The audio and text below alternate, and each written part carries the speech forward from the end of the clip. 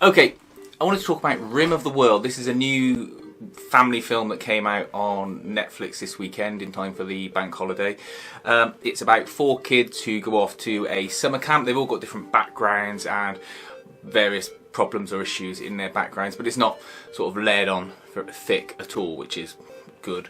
While they're away on summer camp, they all meet up in the woods due to various circumstances, and aliens attack. They return to the summer camp and find that everyone's been evacuated and they've been left behind. Then they have to fight off an alien, and during this time they find an astronaut who happens to crash land in the summer camp, and they get given a key that they then have to get 70 miles to a lab so that they can save the world. This is a really great fun family film. It's like an old-fashioned type of kids adventure film. Most recently there's been another one similar to The Kid Who Would Be King, where it's squarely aimed at not young kids, sort of, what do you call them, pre-teens, young teens, but it's totally watchable by everyone in the family. You know, you can watch it if you're the mum, the dad, older brother, older sister, whatever, because it's well written and it's enjoyable and it doesn't focus on being kiddie or playing down to anything. When I say that, I mean it doesn't censor certain things. You know, there's elements of drama, there are monsters, there are scary bits. There's a bit where a kid gets slashed across the stomach and you see his stomach open up a little bit, and he gets hurt and you think he might die. And I genuinely thought he might die. And that's what kids' films should have, because they're not scared to put these sort of themes and issues to kids, because a lot of the time kids can understand what's going on and what's happening. I think very little kids can't, but once they get sort of 10, 11 and up, they know the score, as it were. They still get scared. I was still scared of Doctor Who at that age, with the old series, but they can understand what's happening and it's worth watching. This is one of those films where all the adults, if you are an adult and you turn up in this film, you ain't got but 5 minutes before you die or get removed from the plot. Every time you see an adult, they're normally an actor you might recognise from something, so instantly your mind goes, oh, they must be in it for the long haul, and no, they get gone straight away. And that way you're always leaving the kids with the reason to push forward with it. There are lots of sort of wish fulfillment things, because everyone's been evacuated. Kids get to drive these fast cars, they get to go to a shopping centre, dress up in the clothes they want when they want to change outfits, they get to hang out in a house together, and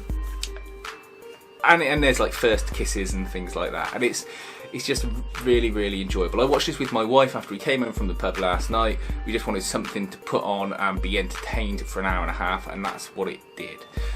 It's very reminiscent of kids' films from like the 80s and the 90s.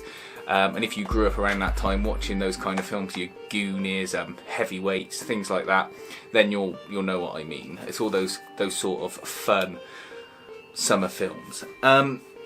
One thing that I didn't realise until after when I looked it up, it was directed by McG. Now everyone sort of thinks it's cool to hate on McG, but I just think he's a guy who wants to be a kid again. Every project he does is pretty much linked to something that he wants to remember from his childhood and recreate. Whether it's Charlie's Angels, The Fall Guy, which I think is on the cards for him, The Babysitter, which is sort of a throwback to sort of 80s comedy, horror type films. You know, he's had some serious ones in the middle, but you know, for this Terminator film, Terminator Salvation, they're all of a certain era, and he's just trying to recapture that spirit. And what I can't deny as a film watcher is that I do enjoy watching his films. Charlie's Angels was on telly the other day, and my wife was watching it. She had no clue who it was or what the film was about, because she'd never watched Charlie's Angels because she's a bit younger than me. And she goes, oh, this is enjoyable, and she had a good time. She was laughing along with it, she thought it was fun, and that's fine. Films don't always have to be super deep and super compelling. They can just be fun and enjoyable, and not necessarily worthy of a full rewatch or anything like that. You can put it on, enjoy it, watch it, had a good time, and you're out within an hour and a half or so. That's what he does well, and I think he's found his groove, particularly with the writers on this as well. There were lots of little asides that people say. There's one kid who I think is clearly meant to be what Kim and Kanye's kid will be when they grow up a bit, because his parents are suspiciously sort of look like that kind of couple, let's say. You'll see it when you watch the film. And he makes little sort of comments all the way because he's sort of loud and brash and that. And there's one bit where they got to choose bikes to go out on because, you know, like any kid's adventure, you've got to have a push bike that you've got to go out on because that's what we all used to do when we were kids. You get your bike and you go on an adventure. And he goes, I want that one because it's got a Wakanda Forever sticker on it. And you think, yeah, do you know what? Fair enough, that's quite funny. It's worth watching. It's it's got a good monster in as well. The alien is sort of creatively designed. It's scary. It's got elements from various other monsters, but it's unique in its own way. And it's got a sort of paired little dog baby type monster that goes with it. The only problem with the monster is it needs an extra render.